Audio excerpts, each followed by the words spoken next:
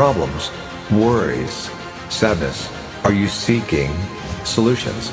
Bible says, Do not anxious about anything. Instead, pray about everything. Choose faith over fear.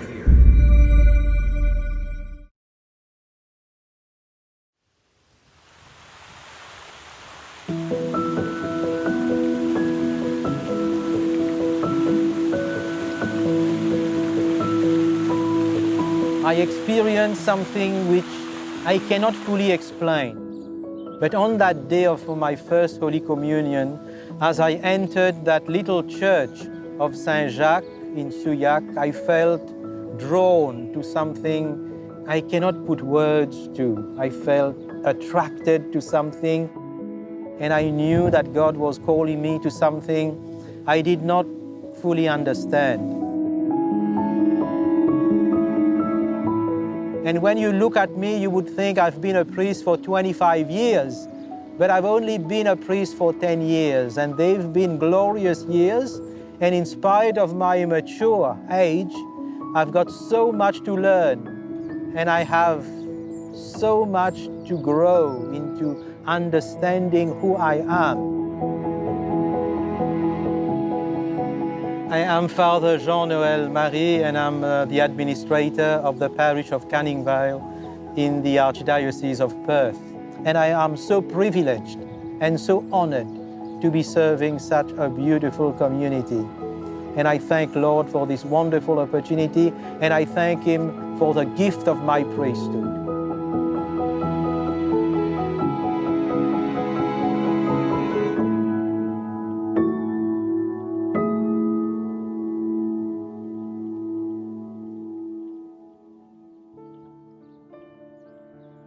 At the age of 16, 17, I began to feel drawn to the priesthood.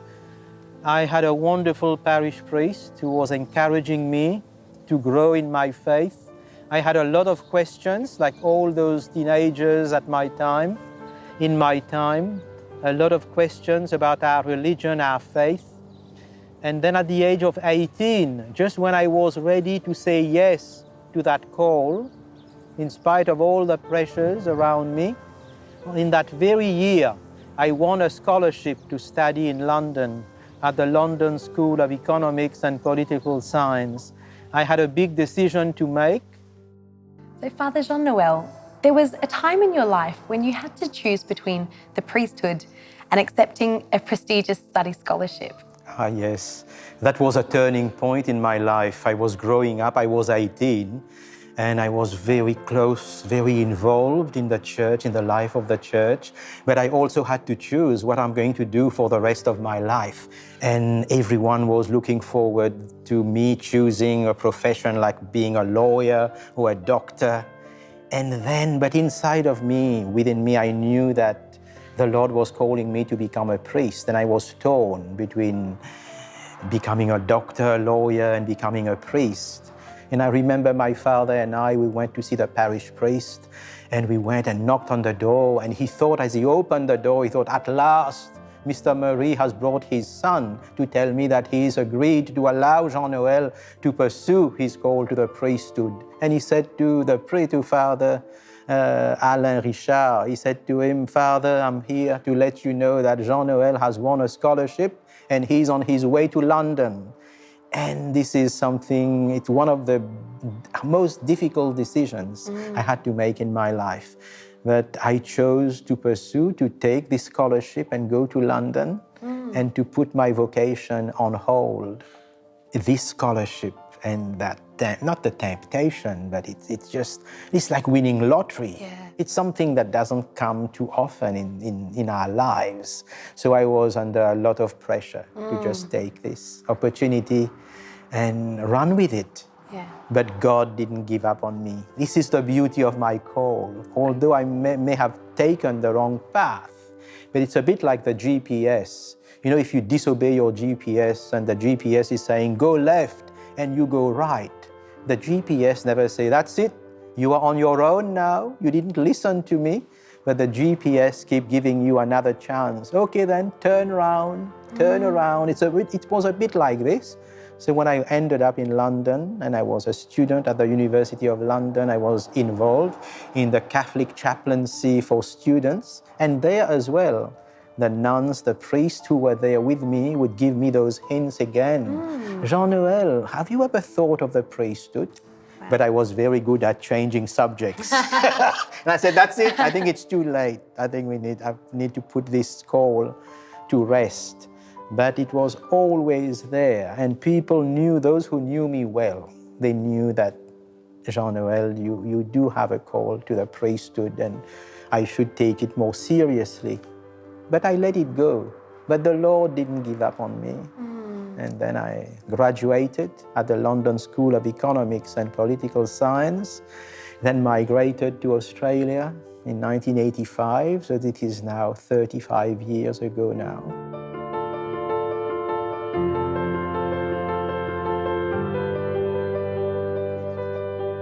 In the end, I graduated in 1984 in international relations with French as my major. I migrated to Australia in 1985 to be reunited with my family, who by then had themselves migrated to Australia. And they were living in the Pilbara in South Hedland. And I didn't care where I was going and what effect, what it's going to have on my career or my future. So I arrived in South Hedland with no job, in the middle of nowhere, and I could not use my degree. And then I became a public servant, and I joined the public service, the Department of Social Security, in 1986, and I became a financial information officer for some 18 years. And so, Father, even in your work as a public servant, as a financial advisor, was that correct? Yes.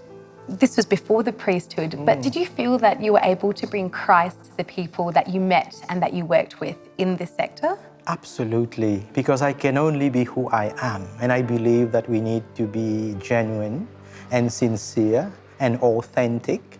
And this is what I bring in everything that I do. And while I was there, I had to deal with a lot of difficult situations with people in dire strife, people who are really struggling and destitute, and people who are planning for their retirement, people who are frail and elderly, and how to guide them as they prepare to secure their future and plan for their future and their retirement.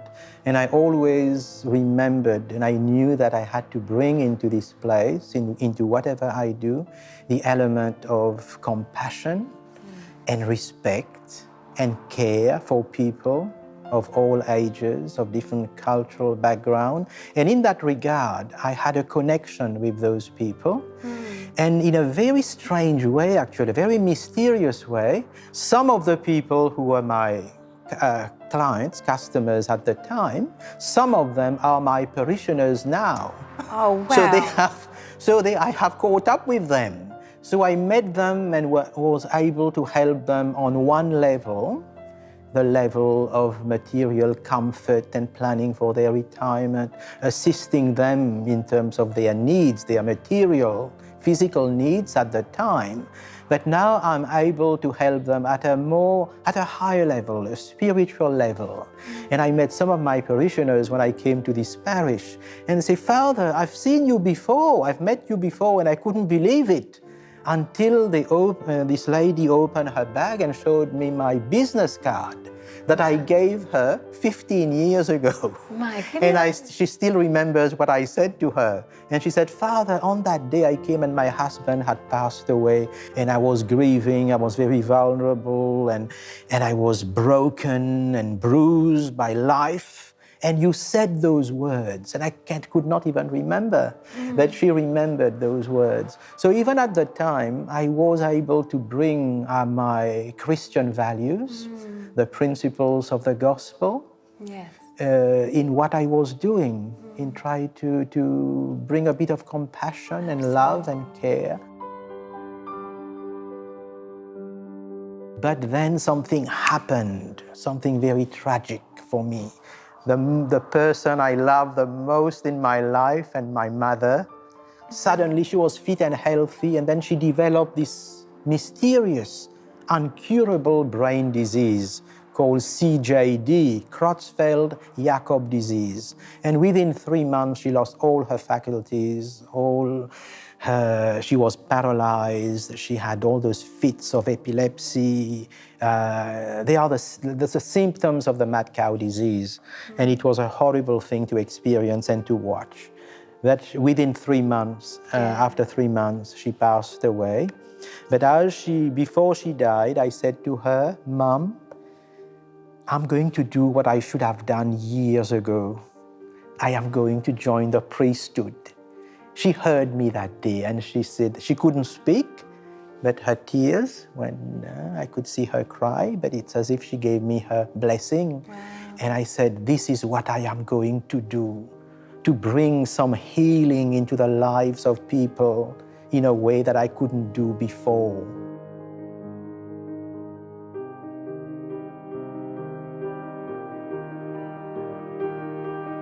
And after a couple of years of discernment, the Archbishop accepted me to become a priest for the Archdiocese of Perth. And I'm so grateful to him.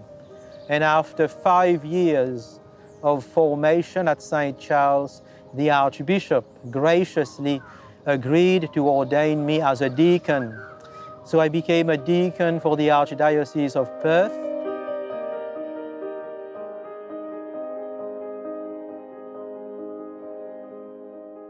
Some did. They say, how could you leave this job at the height of your career?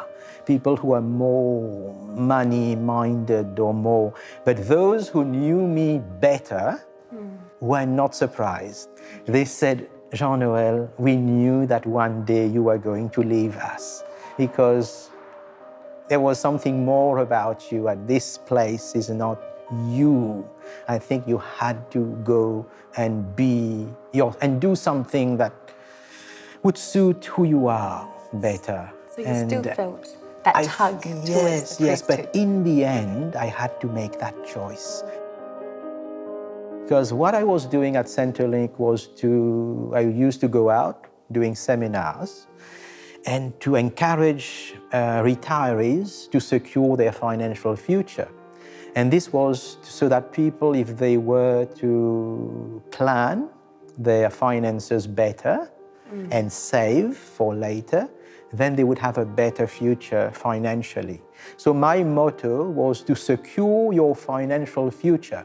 And I used to go all around Perth, and the caption on my PowerPoint would read, "Secure your financial future." And then one day, I looked at that PowerPoint and something hit me. It's as if a voice was telling me, Jean-Noel, there is more than just securing your financial future. What about securing your eternity? What about just securing your future? Because we are more than just limited to this world. We have another glorious, beautiful future to pursue and to plan and to prepare for.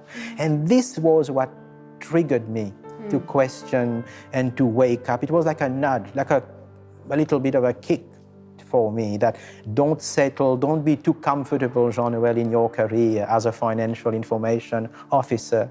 There is more that I would like you to do for these people, to take them to a new level.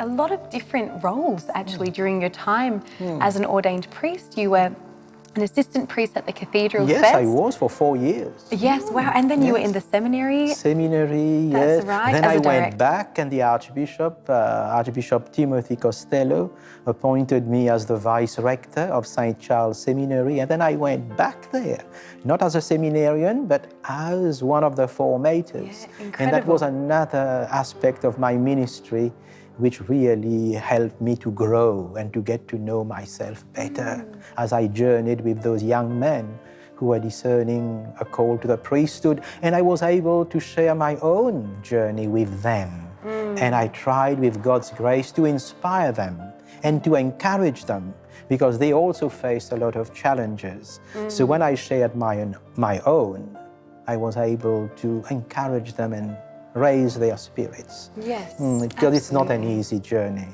and it's got a lot of challenges, a lots of ups and downs. A beautiful journey, but it's not a journey you do alone. You need support, and those young men needed to be supported. And hearing your stories as someone who's made that journey before they have, I can only imagine, was a very soothing and calming thing for them. It was. And for me as well. And I grew from that experience, and I learned a lot from them. Actually, sometimes as formators, when we are exposed to our people and seminarians, we think we are the ones imparting all this knowledge and wisdom. But at the same time, it is a mysterious thing. Is the more you give, the more you receive. And the amount of good that I've received from them, they've helped me to grow in my own understanding of my faith, of myself, and of God's purpose for us, for me, and for what He's planning for His people. Beautiful. So that's a wonderful exchange.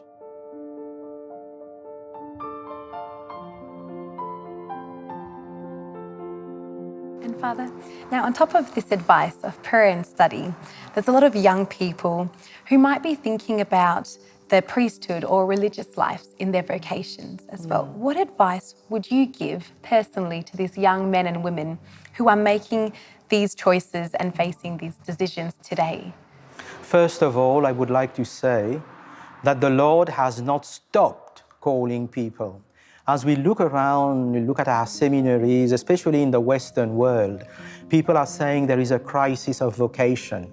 There are not enough seminarians and people responding to the call to the priesthood or the religious life, which makes us sometimes think that maybe God has stopped calling, but God never stops calling us. He's still calling, but the environment in which we live in is dumbing or numbing the senses of our people. They are not being able to hear more clearly that gentle voice of the Lord, of the Good Shepherd, who is calling us, calling people from the community to be shepherds to His holy people. I shall give you shepherds after my own heart. And this is what He promised. And He always keeps His promises. But we are going through a very difficult time, a very challenging time that we've never had before. And it is a natural thing to say that young people are feeling a little bit confused and insecure at this time in our history, as they look around and look at things that are going on within our church and the world. They may be a little bit unsure of how and when or whether they should respond. But now more than ever, the Lord needs them. The people of God needs men and women of goodwill who will have the courage, the generosity, the wisdom to respond generously to that call. I need you to shepherd my people, to nourish my people, to heal my people. Now more than ever, people are confused. They are like sheep without a shepherd. Now is the time for you, young men and women, to rise up, to stand up. Do not be afraid, as St. John Paul II said so many times. And now more than ever, they need someone to lead them, to inspire them, to lead them to calmer waters, to soothe their pain, to bring them the healing. People are broken. They are bruised and battered by life, by the circumstances of their life. So Pope John Paul II, Saint John Paul II, used to say again and again, do not be afraid. And I would like to say those words to those young men and women who are listening today. And I say to them, do not be afraid. Whatever the Lord is calling you to do and to be for His people, whether it is the single life or married life or the priesthood or religious life, do not be afraid to seize the day. Today is the day, not tomorrow, not next week or next year. Do not put off this call. Do not do like I did. It took me 25 years to respond to the call that God has given me. He's been very merciful to me, but do not wait 25 years. If you feel that the Lord is calling you, at least speak to a priest, speak to a friend. Open your heart. Do not be afraid of that call. Talk about it openly. And there are some wonderful priests, vocations directors that you can approach and talk about how you feel and what you feel God is calling you to do and to become for His people. And you will become richer, happier. You will be yourself and you will be free and have and enjoy peace at last. Oh, amen. Thank you, And Father, complete. for those beautiful Thank you, words. like I am.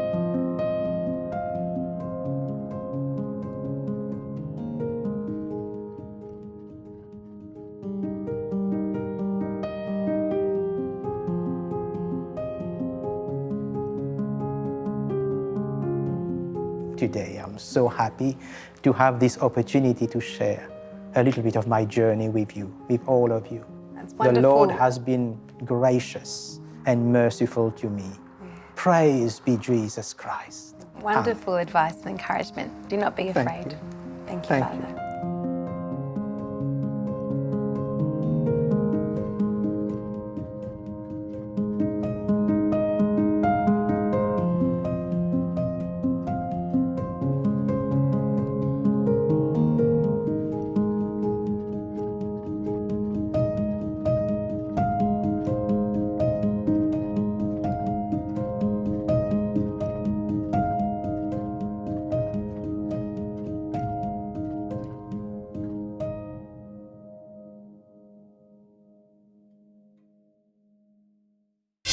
A lot of talk in our church today about the new evangelisation, and we might ask, well, what's new about the new evangelisation? One thing that's new is that we're trying to renew the faith in people who should already be Catholic, should already be Christian. Individuals, families, communities, whole cultures that need to rediscover the gospel. And so what's new is that they're getting a new shot in the arm of faith, of evangelisation. Another thing that's new about it is the way that we do that. And the new media and groups like Shalom World TV are very important for bringing the gospel anew to our cultures, to our families, to each of us individually. And so I encourage all the viewers of Shalom World TV, and I encourage Shalom World TV themselves to keep up the good work, to keep watching this channel and to keep up the good work of presenting the Catholic faith to our world today.